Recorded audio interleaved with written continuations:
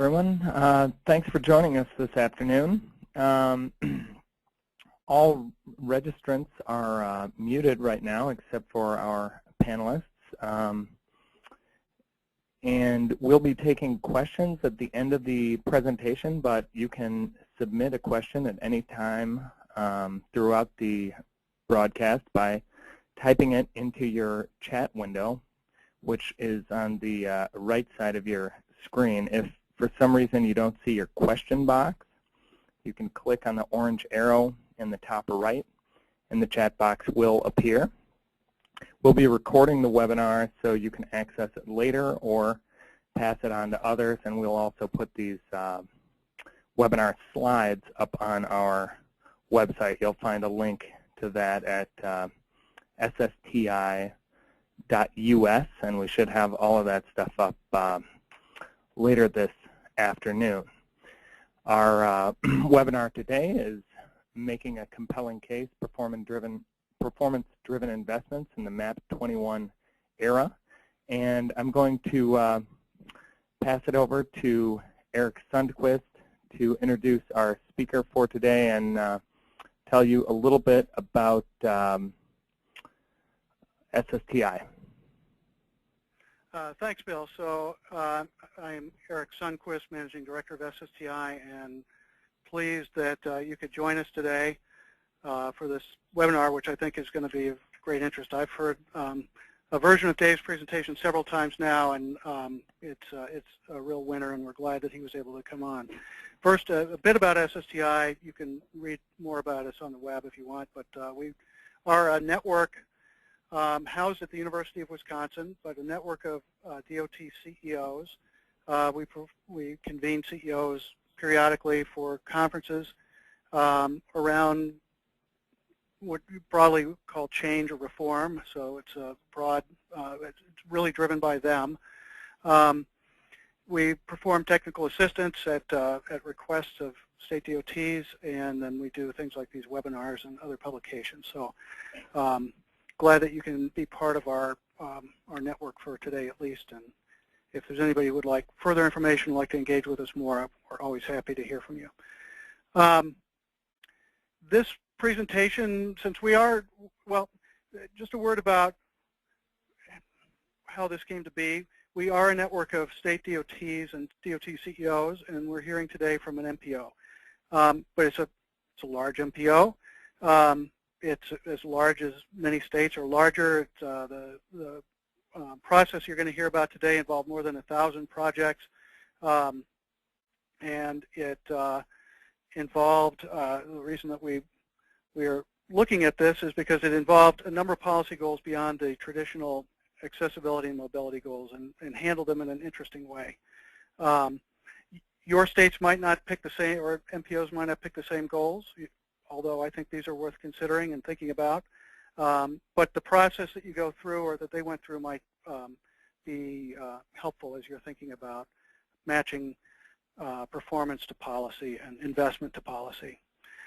And that's a huge topic for us. We are doing a lot of work right now in California and Massachusetts, and I just hung up the phone this morning with Virginia DOT. All of those states are thinking about project selection, how to use scarce resources to drive performance and their policy goals in different ways. Massachusetts actually has a project selection reform committee, I'm getting the title wrong, that's looking at this very question right now. California has a STIP reform or STIP review, STIP performance measures group under its CTEP process going forward, and Virginia has recently passed House Bill 2, which is going to establish new project selection processes around the state. And every other state, I think, is looking at this in some way or another, and MPOs as well. And of course, MAP 21 is forcing us all to think about it in new ways. So this is a great time. And MTC is a little bit ahead of the curve on some of this, we think, and has maybe blazed a bit of a path that others might follow as we sort of move into this new era of performance-driven investment. So with that, let me introduce our speaker, Dave Vaughton.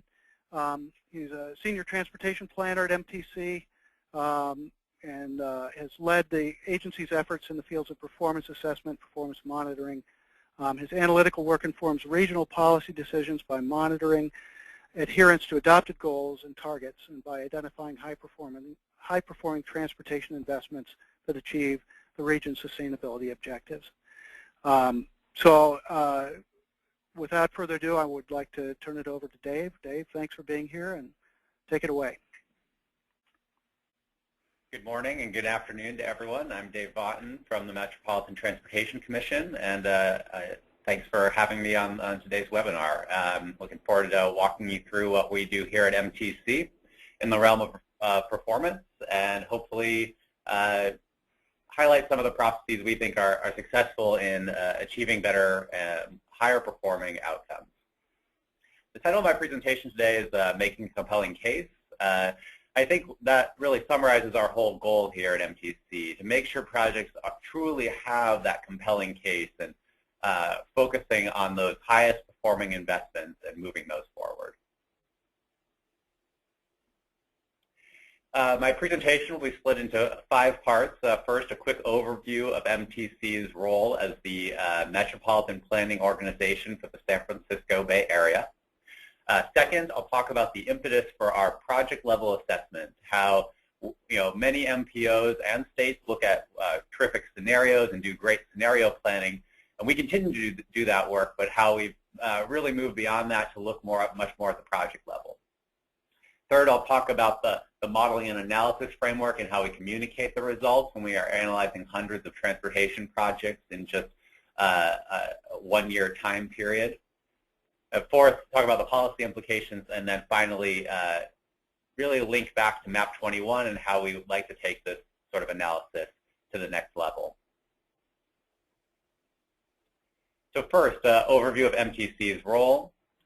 MTC is the San Francisco Bay Area Metropolitan Planning Organization. That means we have a responsibility for planning, programming dollars for transportation projects in the region and coordinating the many agencies that we have. We have 9 counties, each of which has its own congestion management agency. We have 101 cities, or a region of 7 million people, of 7,000 square miles, and we expect to grow to 9 million people by the year 2040.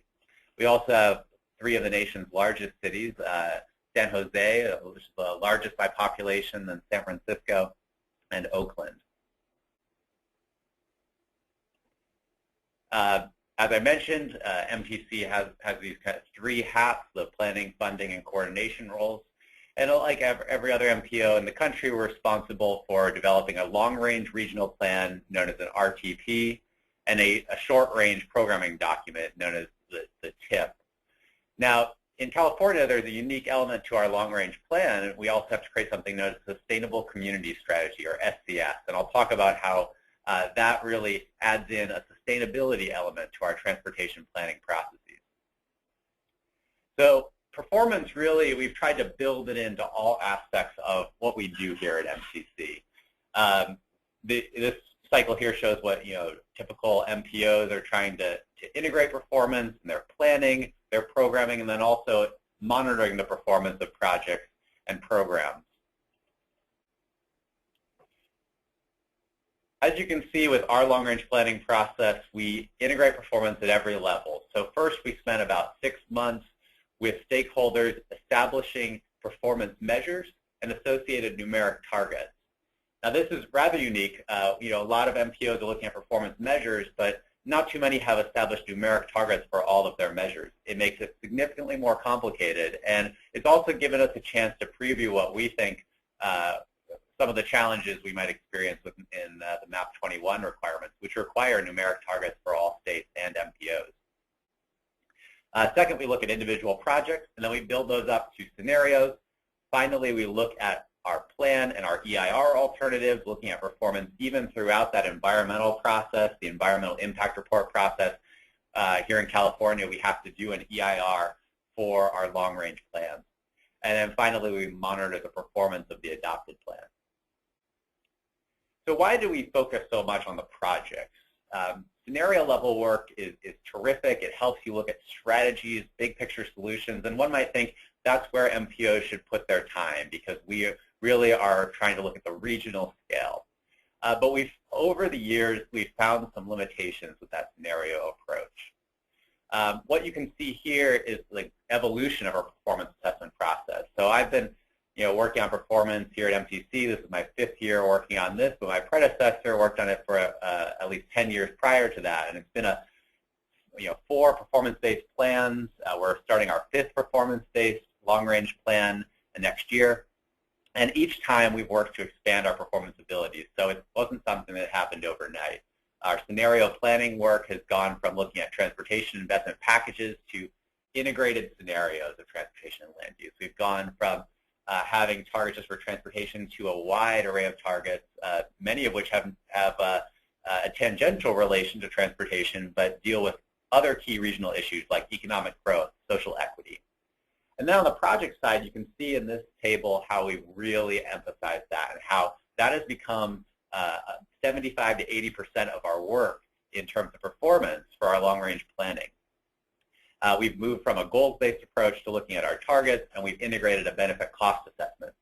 At the bottom of the page here, you can see the number of projects that went through these analyses.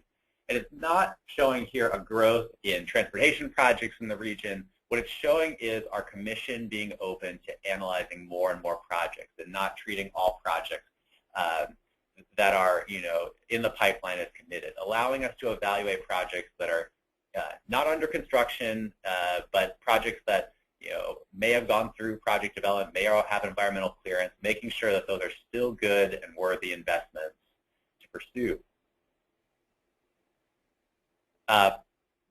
Plan Bay Area, which is our most recent plan, was the first to be affected by California Senate Bill 375. Now, for those of you outside of the West Coast, California Senate Bill 375 was effectively the greenhouse gas measure for transportation and land use in our state. And what it requires is that every MPO create a plan that achieves targets set at the state level to reduce greenhouse gas emissions by years 2020 and year 2035. And the plan is required to meet those targets, and if the plan does not, there's a strategy known as an alternative planning strategy where you have to prove to the state what it would have taken to do that. So all the major MPOs in California have completed their first SCS as part of their RTP process, and all of them have been able to meet their targets for year 2035 with the transportation and land use solutions. Now, the other thing that it added in was really looking at scenarios that have varied land uses.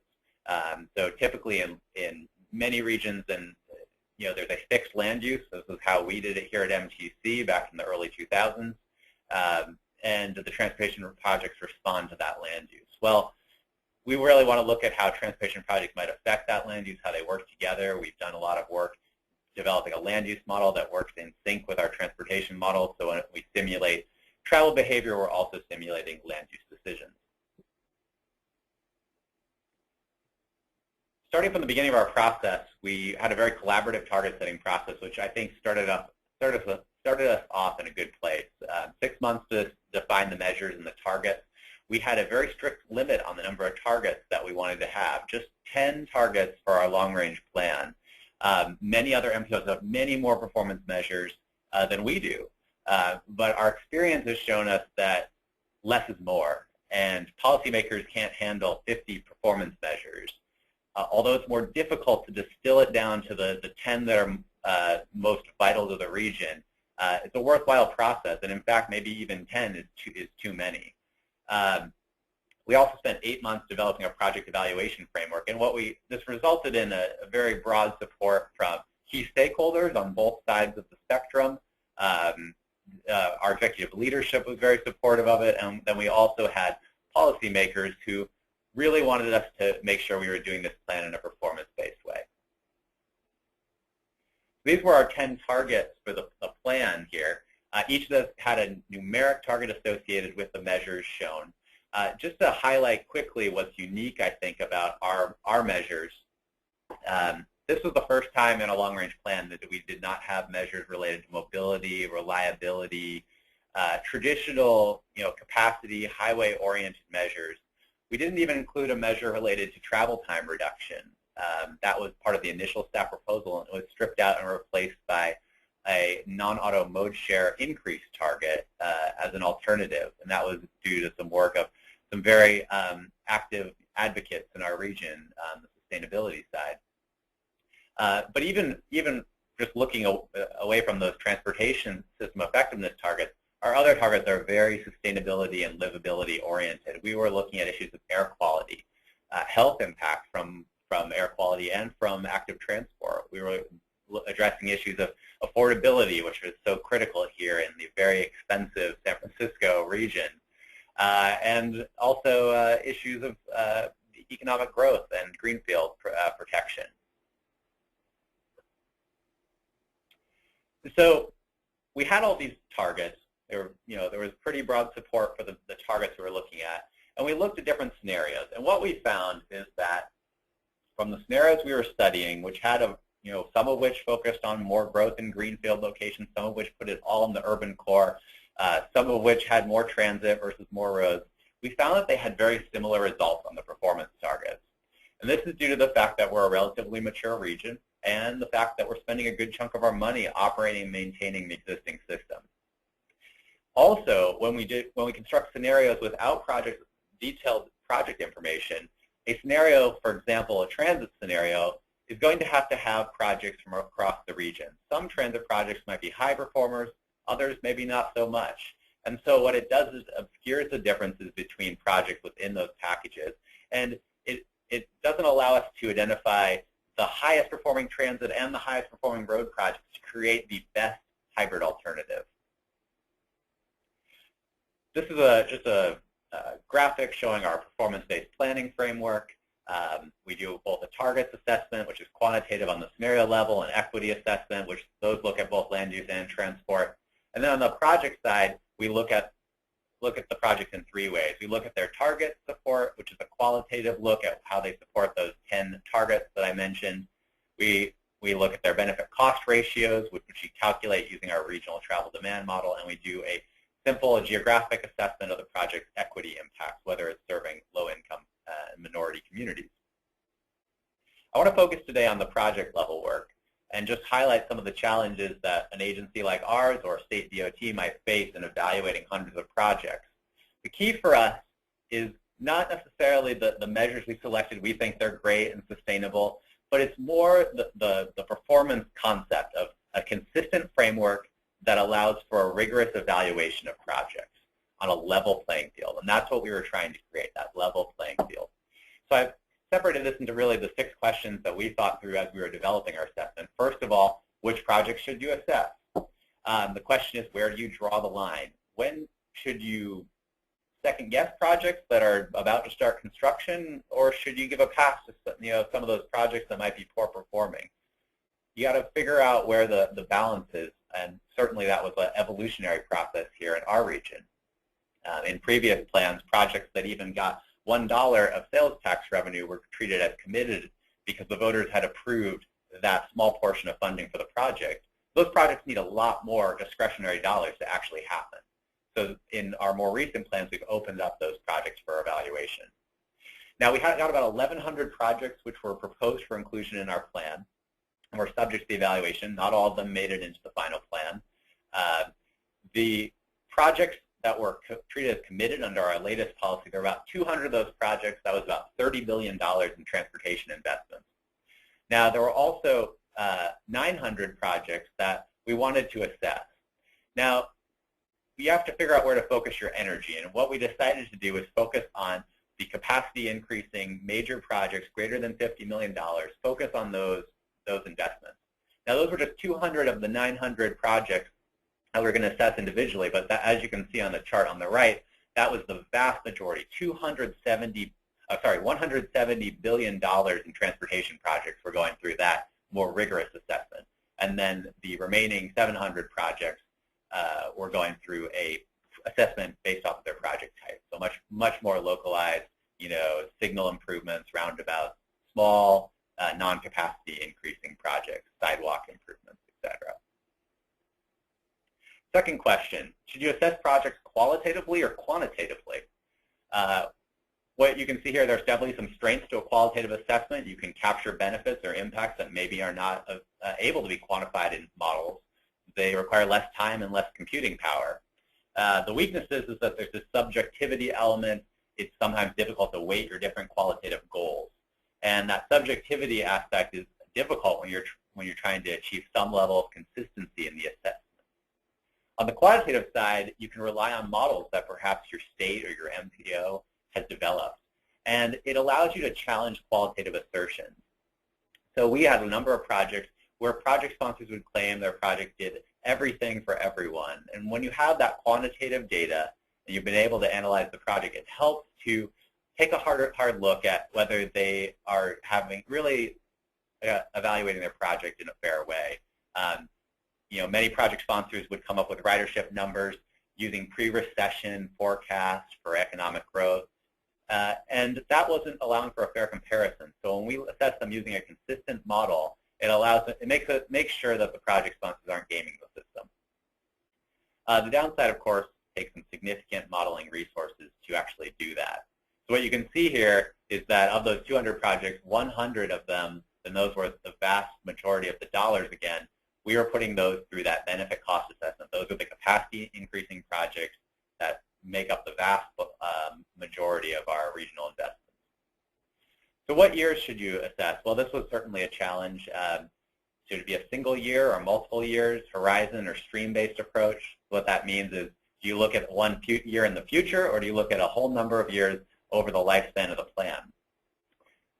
For our assessment, as I've noted earlier, for our quantitative projects that went through that benefit cost assessment, we looked at a horizon year. And the reason for that is that to do a stream-based approach for these projects where you look at multiple years would require multiple model runs. Each of these model runs takes between 8 to 24 hours to complete. So as you can imagine, if we did multiple years, that would double or triple our analysis time. And the stream-based approach is where I want to be in the future, perhaps in our next plan as computing power increases. What models and tools can you use to identify the merits of projects? Well, you might have an activity-based model you could use. That's what we used. Maybe you rely on prior analyses or a schedule planning tool. And for qualitative assessments, folks often rely on planning intuition. We think there's definite strengths on using a model because it forces you to really think through your maybe preconceptions about a project. We had a commuter rail project in which sponsors asserted ridership that was between 10 and 100 times higher than what our forecasts internally were showing. And when you actually thought through that project, despite its sustainability objectives, it became very clear that the benefits they were asserting were quite high for the ridership that really might happen in that location. So for our effort, what we did is we ran every project through our activity-based model known as Travel Model 1. We worked to reduce the runtime in order to through some modeling efficiencies. What we did is we simulated everyone in the region on a base case. So we said, if none of these projects are built, how does everyone behave? We would input the project in and then rerun it again. And what this allowed us to do is figure out the differences for all sorts of metrics: travel time, travel costs, emissions, noise, active transport, public health impact, etc. And really isolate how that project might affect everyone's behavior, from their decision to make trips to their decisions to use a certain mode. And it helps to understand the ripple effects of projects across many counties, as well as the impacts of people switching modes and then relieving congestion, which might then trigger some new induced demand. So it has a lot of benefits. We also work to quantify some non-traditional benefits. And if you're considering a performance assessment, I would certainly encourage you to think about some of these more difficult to quantify but really important benefits like public health, land use implications, impacts to the public realm, auto ownership, and parking costs as well. As you can see here, travel time is still a major component of project benefits. So especially for the roadway projects, but even for the transit projects, this is just for a typical project, average project. Travel time is a big component of benefit costs. Now, we did take a very, very hard look at the value of time, and we actually reduced it for some of the reliability benefits based on some national SHARP 2 research this time around. But even still, travel time savings are a big driver for the benefits of transportation investment.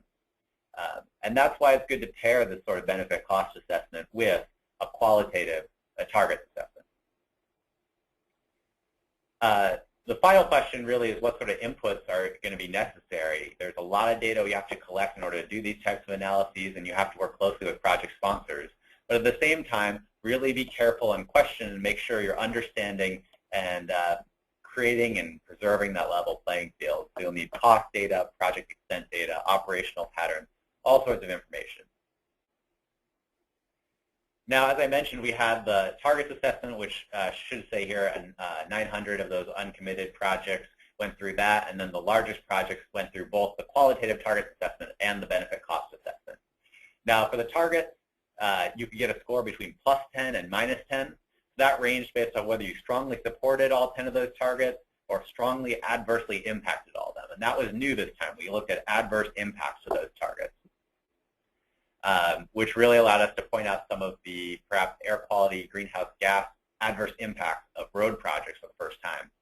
On the benefit cost side, we looked at those 100 big significant projects, quantifying that wide range of time, costs, emissions, collisions, health impacts, noise, all those sorts of benefits.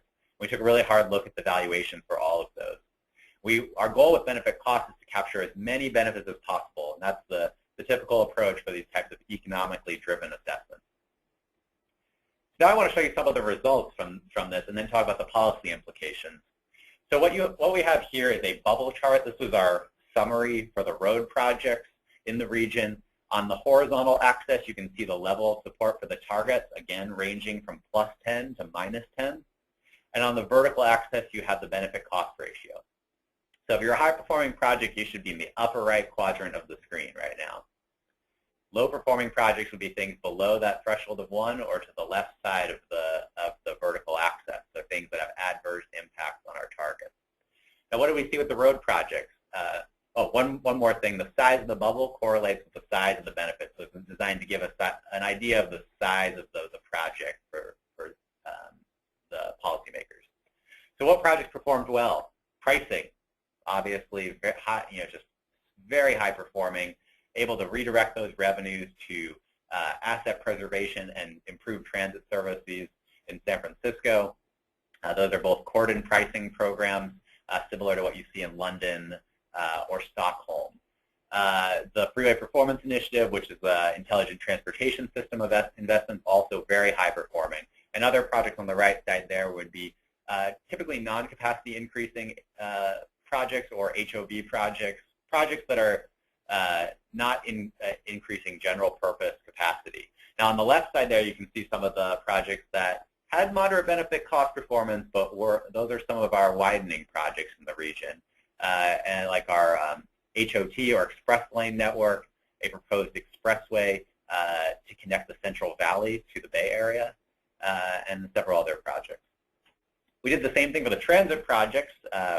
The Bay Area is well known for our transit system. We actually had so many transit projects we couldn't fit them all on the graph here. But what you see here, again, is there are some real high performers, and then there are a lot of projects that are either below 1 or just slightly above it. The high-performing projects included things like bus rapid transit systems, infill, heavy rail BART stations, or increased frequencies on our heavy rail BART system, which is called the BART Metro project. And the same thing for the SFMTA Transit Effectiveness Project for the urban buses in San Francisco. Now, we summarized this all up by summing up all the benefits, and this shows why sometimes the scenario-based approaches don't give you a full picture. So this was useful because it gave our policymakers a general idea of the strategies that performed well. You can see express lanes and highway expansion to the left, the freeway performance and congestion pricing up in that upper right, and then there's a lot of bubbles there in the lower quadrant, which includes some of our regional programs and then the transit projects. And what you see there is that because of all those low-performing transit projects, it's dragging down those extremely high-performing ones. And that is why project-level assessments help us pull those projects and showcase them to policymakers. Now, there are some limitations. I'll just go through this quickly as I want to get to the policy impacts and then have time for your questions. Certainly, there's where we want to do more with induced trips. Particularly, we do capture induced trips related to travel patterns, but we haven't fully integrated our land use model into the project level assessment, because when we run the whole region with the land use and transportation combined, it takes a week to run a project. So you can imagine our board was not willing to wait 2 years to find out about each of these projects and all their land use implications. So hopefully new computers over the next decade will help us speed that up so we can simulate every project and all of their land use impacts, as opposed to just looking at land use implications on the scenario level. We also want to improve our methodologies for issues like active transport, parking, and vehicle ownership. One thing I want to highlight here is the differences between a utility framework and a benefit cost framework. So this is particularly interesting, and there was certainly some talk about this at the TRV conference in January. The benefit cost framework and the utility framework are fundamentally different. Our travel models rely on a utility framework, maximizing the utility of individuals. Well, when you do benefit cost assessment, there are some things that don't always align well with a utility-based framework. For example, in our models, we look at people's income levels and use that to define their travel-making decisions, which makes sense because those folks might take transit more because it's less expensive. But in the world of benefit cost, no policymaker is going to want us to approve different values of time for different income classes, because that would mean that that projects that serve wealthy neighborhoods would have a much higher benefit cost ratio than those that serve low-income neighborhoods. And that would create a social justice issue. And so there are times when in the utility framework, something might be seen as beneficial for an individual, then in benefit cost it shows up as a disbenefit. So we always need to be cognizant of those differences, especially related to social equity issues. What were the policy implications of these results? What did we do with those bubble charts? Well, what we did is we said, as an MPO, we want to take action on high performers and low performers. And what I mean here is the top 10% and the bottom 10%, really, the best and the worst. We think that our counties can do a good job prioritizing those very localized projects, but we want to make sure every high-performing project is funded, and we want to make sure that every one of those low-performing projects has a really compelling case. What we did for our 13 high-performing projects was we made sure that those were added in and moved to the top of our regional transit expansion priorities. We were able to add in a lot of BRT projects and urban core projects that had not been included before. On the low-performing projects, what we did is we said, you need to come to our commission and make a compelling case, and they're going to need to take an up and down vote on your project if you want it included in the plan. So some of the projects that fell into this category were a commuter rail extension in wine country that would serve about 200 riders for 20 miles of track. Another rail project crossing San Francisco Bay, about $1 billion project, which is much more cost-effective to serve with buses, given the suburban nature of the community. And two main general-purpose freeway widening projects in the region. Those were some low performers. So these were our criteria. We created a case structure, so you couldn't just argue whatever your case was. You had to demonstrate what was wrong about our analysis and prove that if these issues were corrected, you would be a middle or higher performing project. And so we went through and made a list of the key things that we know our models or our qualitative framework don't fully account for. And we said, you can make a case on these. We would definitely like to include you in the plan if you can demonstrate that we missed something. So what happened with those 34 low-performing projects? Well, 12 were immediately withdrawn. They didn't want to go through this process, or they didn't want to try to pursue the funding for those this time around. 13 projects were rescoped to just pursue environmental studies, or they agreed to fully fund the project locally. And our view is that if you want to pay 100% for a low-performing project, that's fine with us. We had 8 cases that were approved. 6 of the 8 were for communities of concern, which means for a low-income or minority neighborhoods. Those tended to be transit services that were providing lifeline service. And then one case was one of those freeway widenings. Caltrans, our state DOT, was pursuing that project. There was interest from several state agencies to include that in our plan. And at the last minute, they quote-unquote settled out of court and decided to just pursue an environmental study for that and not construct it. So what it means is these projects that weren't part of that 8, those projects cannot be constructed over the next 4 years. They got to try again in the next plan.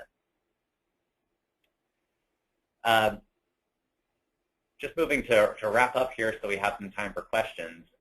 Certainly the expectations for performance assessment have grown significantly in the past decade and even in the past 2 years, MAP 21. But we think this project level approach can really help us create more refined investment packages. And my hope is that we'll see more of this sort of project level assessment on the MPO and state levels across the country. We've seen some great work from some of our peer MPOs as well as from some states to look more at projects, and we're hoping to see that continue. Some of our lessons learned, given the limited budget for expansion projects, this performance data is clearly at a premium. Every data point that we got was eagerly anticipated by our executive office as well as our policy board. It helped to advance good projects and weed out bad ones. So really there was a carrot and stick approach going on. We'd like to do more with some of the state of good repair type projects, which are gobbling up our RTP budget. And that's one of our top priorities for the next 5 years, is to fully integrate those in, so we aren't just looking at BRTs versus BART expansions versus freeways versus interchanges, but also throwing in there pavement preservation or bridge rehabilitation in this exact same framework, apples to apples. And certainly our advice would be to tread carefully when you choose your measures or objectives. It needs to match your local policy goals and which projects to evaluate, because that's very politically sensitive. The last thing I just want to talk about is where we'd like to go in the future. As you can see here, state of good repair is, the operations and maintenance of our existing system is a huge percentage of our budget, nearly 90% under our most recent long-range plan. So what we're trying to do is think about how we can incorporate that into a travel demand model.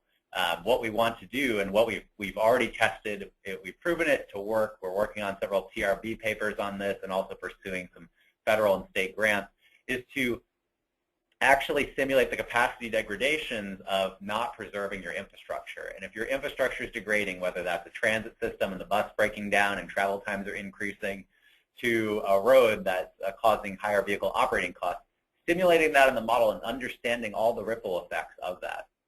A real focus on the user impacts of not maintaining the system, as opposed to the more simple approach that we've done in the past, which is that if we don't maintain things now, it will cost more later. We'd like to really understand, what does it mean for people? And that's the way we do it for the expansion projects, and that's the world we want to move towards with state of good repair.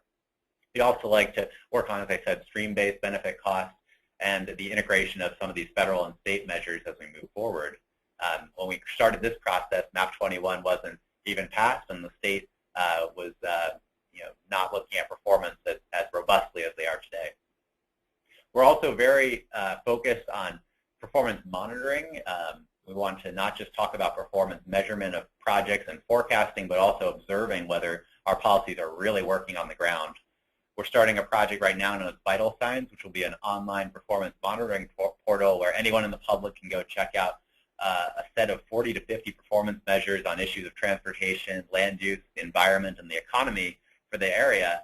And we'll be working to integrate the MAP 21 measures in there as we move forward. So definitely check out our website later this year as we launch that portal.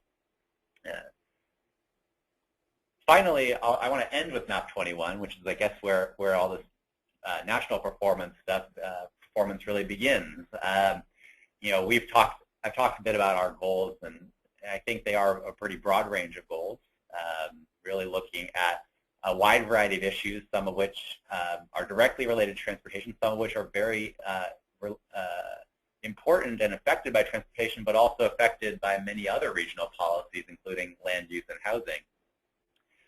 One of the challenges we face out here is we have some alignment with some of the MAP 21 goals, safety, infrastructure condition, and then there are some of the goals that the federal government doesn't really focus on as much. The climate, land use issues, equity, even the economy are not really highlighted, there's a much bigger emphasis on mobility and congestion and reliability, which are important goals, but we're trying to navigate right now how we bring these two worlds together. Certainly every region is unique, and this is perhaps our unique challenge, is trying to integrate the worlds of sustainability and then the mobility focus. So in conclusion, I'd just like to wrap up and thank you all for your time today. I hope that what we're doing here at MTC is an example for what maybe other MPOs or states can do in the realm of performance. I think we've found it to be very successful in influencing our last plan and making it a more cost-effective set of transportation investments. So with that, I'd be happy to take any questions. Great. Thank you, Dave. And I know we've got some questions coming in here. Let me just start out by saying if anybody's got a question and you haven't yet entered it in the box, you can do so now. If you don't see the question box, there should be a little orange arrow on the right side of your screen that you can click, and that should show it up. So let me get to the first of these questions here. So let's see. Were these analyses based on finding the best individual projects or the best package to maximize meeting the overall targets?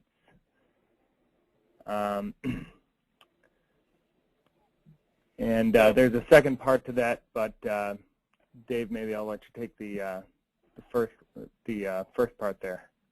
Okay, that's a good question.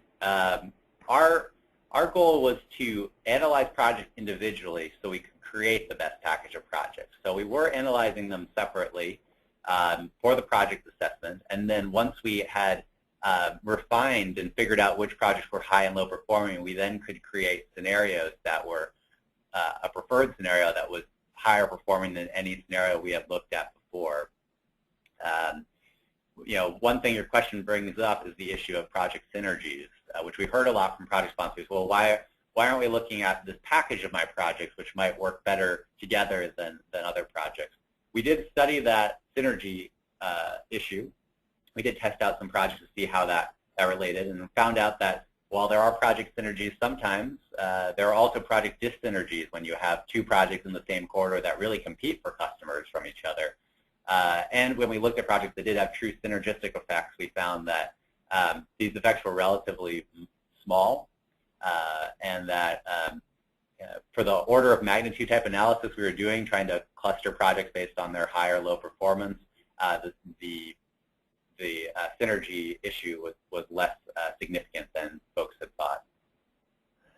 And following up on that, how did you address the trade-offs? So, for example, if one of these packages supported some of your targets and another one supported different targets, how did you think about that? So you're referring to the scenarios? Yeah, that's right. So we looked at 14 different scenarios over the lifespan of the plan. It was actually so many our policymakers lost track, I think, at some point. I think that there were a lot of discussions about, well, this scenario is a little bit better on that target, but a little bit worse on others. I think what it came down to really was, which targets were most important to our commissioners in the end. Obviously, the greenhouse gas target drove a lot of this work. If we didn't meet that, then there would be implications on the state level. So certainly choosing the alternative that had the highest performance on the greenhouse gas was really a driving factor. All right. And we have a question, the 10 measures that are in MTC's, can we get a copy of all of the project evaluation criteria that MTC used? Dave, would it be possible for you to send that up to us and we could put it up on our, maybe link to it from the website or put the evaluation criteria up? Certainly, we have a 150-page report on all this, and we can share that. Okay, great. Here we go. All right. And how do you think the results changed when you moved from using static land use assumptions based on a plan to dynamic land use and transportation modeling? I think it really allowed us to look at a range of alternatives that we hadn't before, and it forced us to think more about land use policies. So, first in previous long-range plans, there was this fixed land use, and we were just responding to it.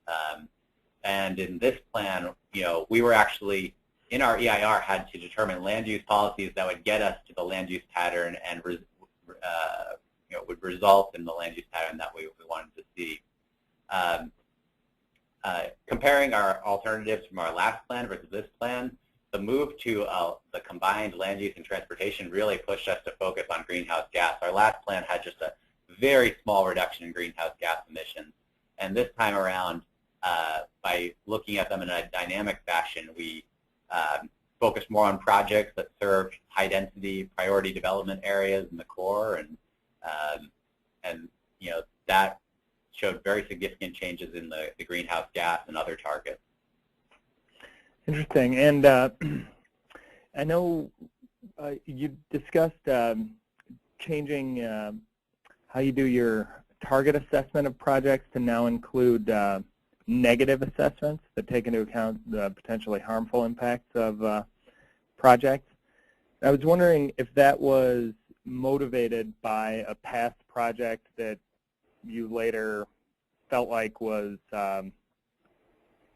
harming your targets, or if there was some particular project that had motivated that, or what drove you to add that negative rating in? It wasn't any particular project. It was really just our thought process that it seemed fair to consider the adverse impacts of projects in the qualitative assessment, just like you would do in a benefit cost assessment. In a benefit cost assessment, if that transit project results in folks taking a much longer travel time, that's an adverse impact, and that's something that's going to lower the benefit cost ratio. So, we wanted to have that same sort of framework on the qualitative side. We were making sure that people could really see that the project wasn't just neutral, it was actually moving us away from our goals. That was very important to highlight. Mm-hmm. Right. And we have a question here about the tyranny of the denominator, and how do you handle the big denominator effect, that any improvement is only going to affect a small percentage of the total travel behavior in the region? So for the projects, what we do is we focus not on the percentage in regional GHG reduction. We focus on the cost effectiveness, the benefit cost ratio. So we're really talking about that project's individual cost effectiveness. For the scenarios, we do see the big denominator effect, because even when we're putting $200 billion into the transportation system, we see these just slight differences. And I think, when you have such a large mature region, that's just going to be inherent in your target results, is that they're going to be very similar and very hard to move. Mm-hmm. And did all of the lower cost projects that were not quantitatively assessed make it through into the plan, or were some of those included in the make a compelling case category? So those didn't have to go through the compelling case process. Not all of them made it into the plan, because the plan has to be fiscally constrained. But we thought, given our staff resources, which is really just 2 people working on and delivering all the performance work for the Bay Area, that we should focus on the major regional investments. All right. And did the scenarios consist of items other than just the packaged projects? So the scenarios under SB 375 have to not only have the package of transportation projects, but also the land use pattern. Well, there's two parts to that: land use, and then also regional programs, which are not projects in and of themselves. So on the land use side, the scenarios had different land use policies, say an urban growth boundary versus a new regional development fee versus upzoning around all the transit stations. And we use those to evaluate the scenario implications for the various targets. We also, on the transportation side, we also included some programs. Programs that are not infrastructure, but for example, electric vehicle subsidies, car sharing incentives, programs specifically designed to get up the greenhouse gas reduction target so we could achieve it. And those were obviously not infrastructure. They weren't something. They were in our travel model, but we were calculating their benefits and including them as well. And here's a question I'm sure a lot of people are curious about. Did you run into political pushback from sponsors whose projects did not make the cut? And did you find in some of these cases that politics ended up trumping cost effectiveness in the final decision? Certainly, until the end of the process, when we got to the compelling case, we had pretty strong support for doing this performance assessment. At the end, what you saw is the politics did come out for just a handful really of projects. In general, the process worked. We did experience some pressure from policymakers and the sponsors to include their projects. Only 8 of them made it through there, and many of those for very good reasons. But I think what is really critical is having that executive level support. So our leadership here at MTC is just terrific, very supportive of performance, and that having that support when you're sharing these results and dealing with the policy implications is critical to make it work. Otherwise your work is just performance in name only. You're just reporting, and then the same thing that's happened for past years happens again. And so I think building that culture of performance and getting the buy-in from executive leadership is the most critical aspect to doing any of this. Right, yeah, sort of holding the line when you first start doing this performance-based evaluation so that people stop trying to maybe put the political pressure on so much in later years or future plans, perhaps. Well, that's great. Dave, thanks so much for coming to talk with us today. It's a great presentation. I just want to remind everyone that a recording of the webinar and the slides will be up on the SSTI website probably later today, but definitely by Monday morning. And we invite you to sign up for our SSTI e-newsletter, which comes out every 2 weeks. You can sign up for that or sign up for our Twitter feed on the SSTI website. That's ssti.us. Again, thanks very much, Dave. We appreciated having you on here. Thank you. All right, everyone. Thanks. Bye-bye.